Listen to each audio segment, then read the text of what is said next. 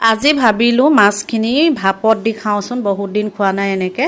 মাজে সময়ে খাওঁ মানে, বহুত দিন খোৱা নাই। আৰু তেল মৰা খাই থাকোঁ বেছিকৈ। এইফালে সৰিয়হ তিয়াই ল'লোঁ, ক'লা বগা সৰিয়হ, আৰু এইফালে পিঁয়াজ, আদা ৰচুন, সৰু জলকীয়া, এইফালে মান ধনিয়া সকলোবোৰ ল'লোঁ, পিচি ল'লোঁ লগতে।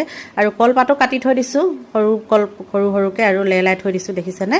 এইফালে মই সকলোবোৰ পিচি ল'লোঁ, ৰচুন আদা সকলোবোৰ পিচি ল'লোঁ সৰিয়হৰ লগতে। আৰু এইখিনি দি লৈছোঁ, পিঁয়াজখিনি, কটা পিঁয়াজো থৈ দিছোঁ অলপ। আৰু তাতে অকণমান তেল দিছোঁ আৰু নিমখ দিছোঁ সোৱাদ অনুযায়ী, আৰু এনেকৈ মিক্স কৰি ল'লোঁ ধুনীয়াকৈ। আৰু মাছকি পিছত ধুনীয়াকৈ লগাই ল'ম।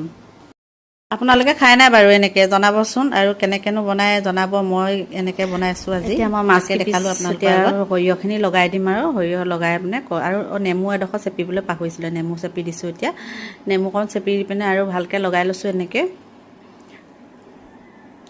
আৰু হৈ গ'ল সৰিয়হখিনি। এতিয়া মাছখিনি তলৰে ওপৰে দি মানে কলপাতখনত দি দিম। এতিয়া কলপাতখন লেলাই থৈছোঁ যিহেতু। আৰু আপোনালোকে কলপাত নাথাকিলে হালধি পাততো দি খাব পাৰে, নহ'লে ৰঙালাও পাত, আকৌ কোমোৰা পাতত দিও খায় বহুতে, খাই ভাল লাগে। কিন্তু পাতখিলাও খাই দিব পাৰি তেতিয়া।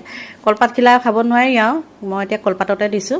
এইফালে মোৰ হৈ গ'ল, দেখিছেনে? 4 পিচ মাছ মানে এনেকৈ দি ল'লোঁ সৰিয়হখিনি লগাই, আৰু এনেকৈ ভাপত দি দিছোঁ মই। এতিয়া বেছি দেৰি নালাগে, আধা ঘণ্টামান উতলালোঁ আৰু হৈ গ'ল। এইফালে মই ভাত খাবলৈ ল'লোঁৱেই। উখোৱা চাউলৰ ভাত, টেঙামৰা দালি, আৰু কুন্দুলি আলু ভাজি, এনেকৈ খালোঁ আজি দুপৰীয়া সাঁজটো বহুত তৃপ্তিৰে, আৰু বহুত ভাল লাগে দেই খাই।